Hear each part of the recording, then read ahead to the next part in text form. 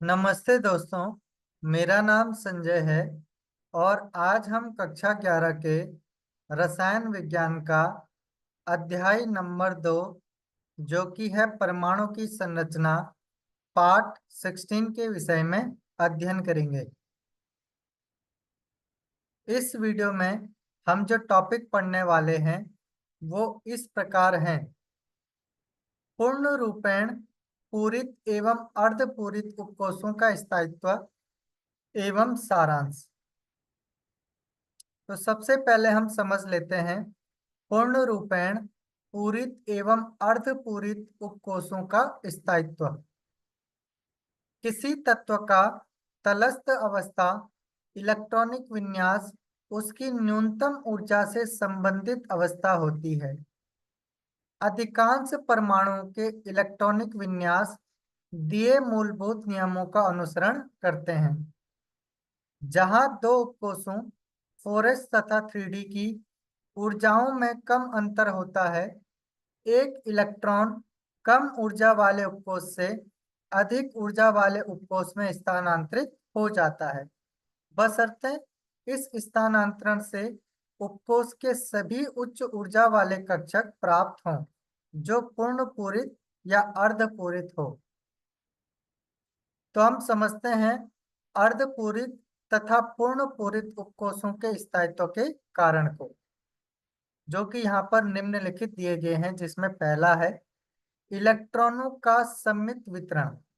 यह भली भांति विदित है कि सममिति स्थायित्व प्रदान करती है। पूर्णतः भरे हुए या अर्धपूरित उपकोषों में इलेक्ट्रॉनों का वितरण सममित होता है। तो जो पूर्णतः भरे होंगे या जो पूर्णतः अर्धभरित होते हैं, इनमें इलेक्ट्रॉनों का भी सममित होता है, वितरण जो है वो सममित होता है। इसी के कारण ही इनको जो है वो स्थायित्व मिलता है। अतः ये अधिक स्थायी होते हैं। एक ही उपकोष में इलेक्ट्रॉनों की ऊर्जा समान होती है, परंतु उसके त्रिविम वितरण भिन्न होते हैं। फलस्वरूप ये एक दूसरे को आपेक्षिक रूप से कम परिरक्षित करते हैं तथा इलेक्ट्रॉन नाभिक द्वारा अधिक प्रबलता से आकर्षित हो जाते हैं। दूसरा कारण है इसका विनिमय ऊर्जा। यह स्थायीकरण प्रभाव तब उत्पन्न होता है जब दो या दो से अधिक इलेक्ट्रॉन जिनके पृथक्करण समान होते हैं एक उपकोष के समभ्रंश कक्षकों में उपस्थित होते हैं। ये इलेक्ट्रॉन अपना स्थान विनिमय करने की प्रवृत्ति रखते हैं। इस विनिमय के कारण मुक्त ऊर्जा विनिमय ऊर्जा कहलाती है। यहाँ पर प्रदर्शित किया गया है कि जो इलेक्ट्रॉन एक यहाँ पर अगर होता है तो ये यहाँ पर 4 विनिमय कर सकता है, जबकि यहाँ पर जो इलेक्ट्रॉन 2 है ये केवल 3 ही विनिमय करता है। इसी प्रकार इलेक्ट्रॉन 3 अगर यहाँ पर होगा इलेक्ट्रॉन, तो ये केवल 2 ही विनिमय कर पाएगा, और इलेक्ट्रॉन अगर यहाँ पर हो तो ये केवल एक ही विनिमय कर पाएगा। इस विनिमय के कारण मुक्त ऊर्जा विनिमय ऊर्जा कहलाती है। संभावित विनिमयों की संख्या तब अधिकतम होती है जब उपकोष पूर्णतः भरे या अर्धपूरित होते हैं। इसके फलस्वरूप विनिमय ऊर्जा अधिकतम होती है तथा इसी प्रकार स्थायित्व भी अधिकतम होता है।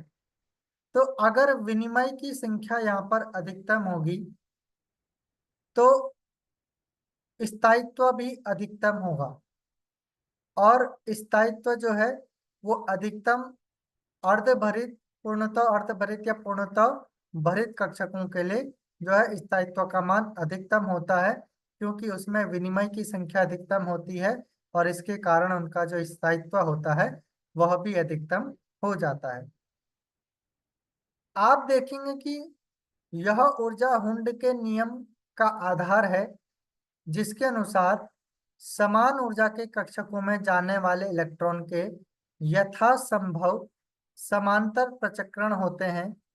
अन्य शब्दों में अर्धपूरित तथा पूर्ण पूरित उपकोष का स्थायित्व आपेक्षिक रूप से कम परिरक्षित, कम कूलम्बिक प्रतिकर्षण ऊर्जा तथा उच्च विनिमय ऊर्जा के कारण होता है। विनिमय ऊर्जा के विषय में विस्तार पूर्वक हम अगली कक्षाओं में पढ़ेंगे।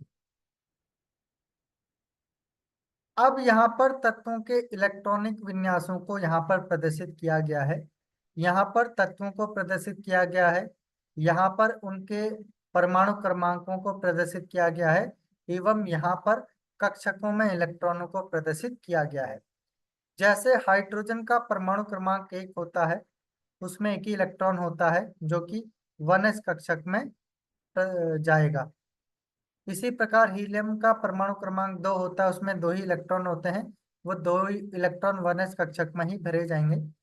इसी प्रकार लिथियम का परमाणु क्रमांक 3 होता है, उसमें 3 इलेक्ट्रॉन होते हैं।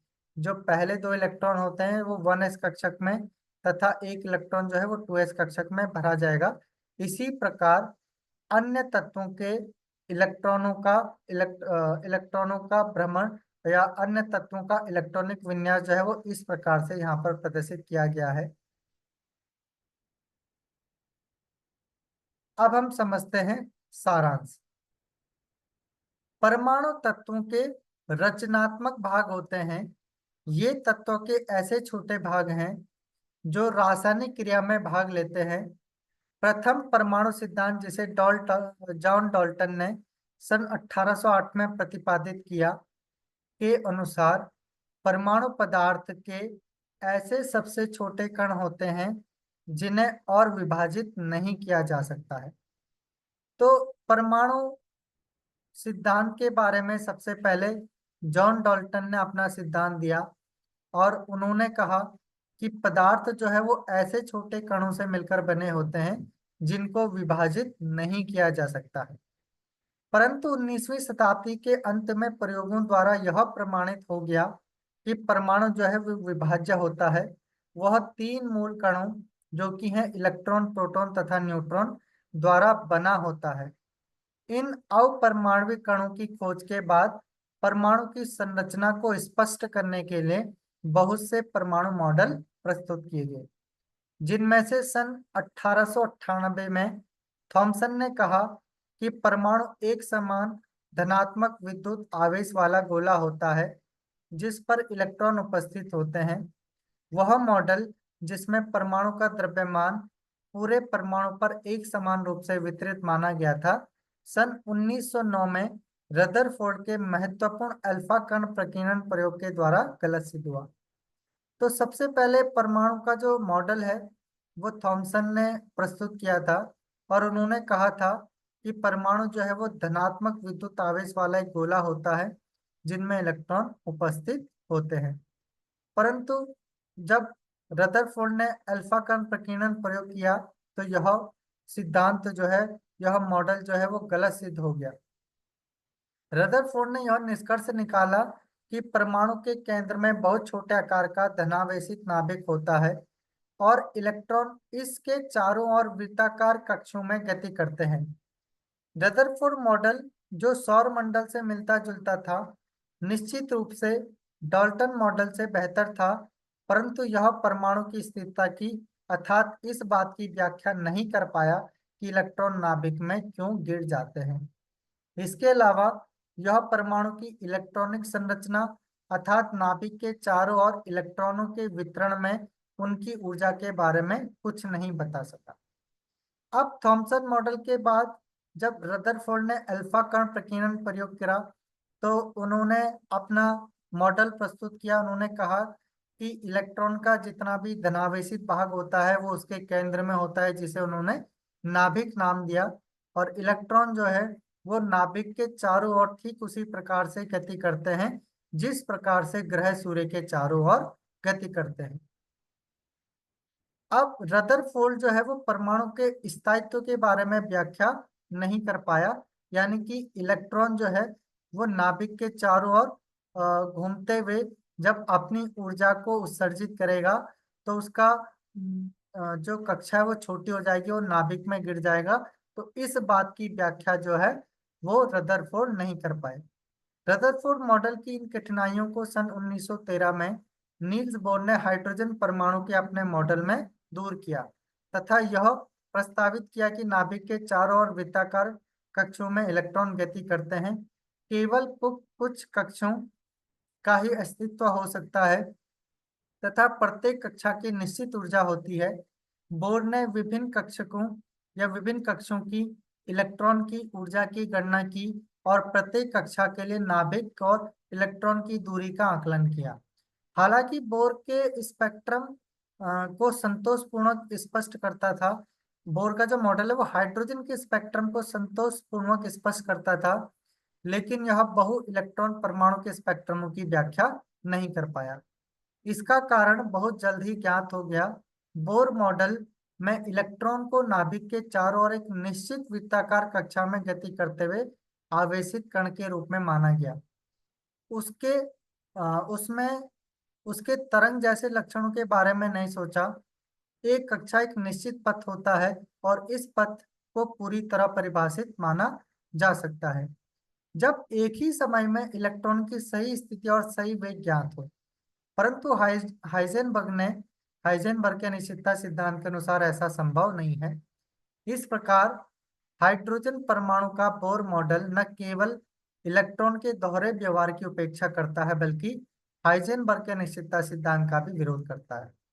तो बोर मॉडल ने माना कि इलेक्ट्रॉन नाभिक के चारों एक निश्चित ऊर्जा वाले कक्षा में परिक्रमण करता है, परंतु जो निश्चित कक्षा की जो ऊर्जा होती है वो तभी संभव होगी जब इलेक्ट्रॉन की स्थिति और संवेग दोनों एक साथ हमें ज्ञात हो। परंतु हाइजेनबर्ग के अनिश्चितता के अनुसार किसी इलेक्ट्रॉन की स्थिति तथा संवेग दोनों का एक साथ यथार्थ निर्धारण करना संभव नहीं है। इस प्रकार बोर का मॉडल जो है वो यहाँ पर जो है गलत साबित हो गया।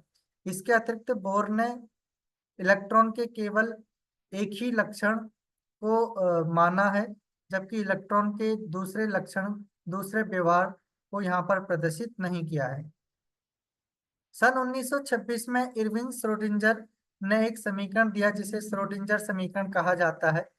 इसके द्वारा त्रिविम में इलेक्ट्रॉन के वितरण और परमाणु में अनुमत ऊर्जा स्तरों का वर्णन किया जा सकता है। यह समीकरण न केवल डी ब्रोगली के तरंग कण वाले दोहरे लक्षण की संकल्पना को ध्यान में रखता है बल्कि हाइजेनबर्ग के अनिश्चितता सिद्धांत के भी संगत है।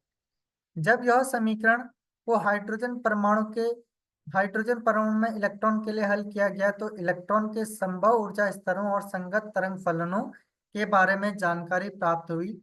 ये क्वांटित ऊर्जा स्तर और उनके संगत तरंग फलन, जो कि तीन क्वांटम संख्या, मुख्य क्वांटम संख्या, द्विगंशी क्वांटम संख्या और चुंबकीय क्वांटम संख्या द्वारा पहचाने जाते हैं।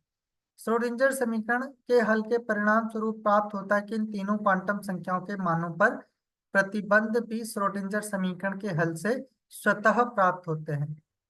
हाइड्रोजन परमाणु का क्वांटम यांत्रिकी मॉडल उसके स्पेक्ट्रम के सभी पहलुओं की व्याख्या करता है और उसके अतिरिक्त कुछ ऐसी परिघटनाओं को भी समझता है जो बोर मॉडल द्वारा स्पष्ट नहीं किया गया। तो बोर मॉडल द्वारा जो स्पष्ट नहीं किया गया वो श्रोडिंगर समीकरण के द्वारा यहाँ पर समझाया गया है। परमाणु के क्वांटम यांत्रिकी मॉडल के अनुसार बहु इलेक्ट्रॉन परमाणु के इलेक्ट्रॉन वितरण को कई कोषों में बांटा गया है। ये कोष एक या अधिक उपकोष के बने हुए हो सकते हैं। इन उपकोषों में एक या अधिक कक्षक हो सकते हैं जिनमें इलेक्ट्रॉन उपस्थित होता है। हाइड्रोजन और हाइड्रोजन जैसे निकायों में किसी दिए गए कोष के सभी कक्षकों की समान ऊर्जा होती है, परंतु बहु इलेक्ट्रॉन परमाणु में कक्षकों की ऊर्जा n और l के मानों पर निर्भर है। किसी कक्षक के लिए n प्लस एल का मान जितना कम होगा उसकी ऊर्जा उतनी ही कम होगी, और यदि n प्लस एल का मान समान है दो कक्षकों के लिए तो उस कक्षक की ऊर्जा कम होगी जिसके लिए n का मान कम होता है। तो अगर हमें किसी कक्षक की ऊर्जा ज्ञात करनी है तो उसके लिए n प्लस एल का मान ज्ञात कर लेते हैं। जिसके लिए n प्लस एन का मान कम होता है उस कक्षक की ऊर्जा कम होती है, और यदि n प्लस एल का मान बराबर है तो जिसके लिए n का मान कम होगा उस कक्षक की ऊर्जा कम हो जाएगी। किसी परमाणु में ऐसे कई कक्षक संभव हैं तथा उनमें ऊर्जा के बढ़ते क्रम में इलेक्ट्रॉन पाउली के अपवर्जन सिद्धांत किसी परमाणु में किन्हीं दो इलेक्ट्रॉनों की चारों क्वांटम संख्याओं का मान समान नहीं हो सकता, और हुंड के अधिकतम बहुलकता नियम के आधार पर भरे जाते हैं। परमाणु की इलेक्ट्रॉनिक संरचना इन्हीं विचारों पर आधारित है। तो जो इलेक्ट्रॉन विन्यास होता है वो जो है पाउली के अपवर्जन सिद्धांत, कुंड के अधिकतम बहुलकता नियम के आधार पर ही भरे जाते हैं। तो आज के लिए इस वीडियो में इतना ही। तो मिलते हैं नेक्स्ट वीडियो में।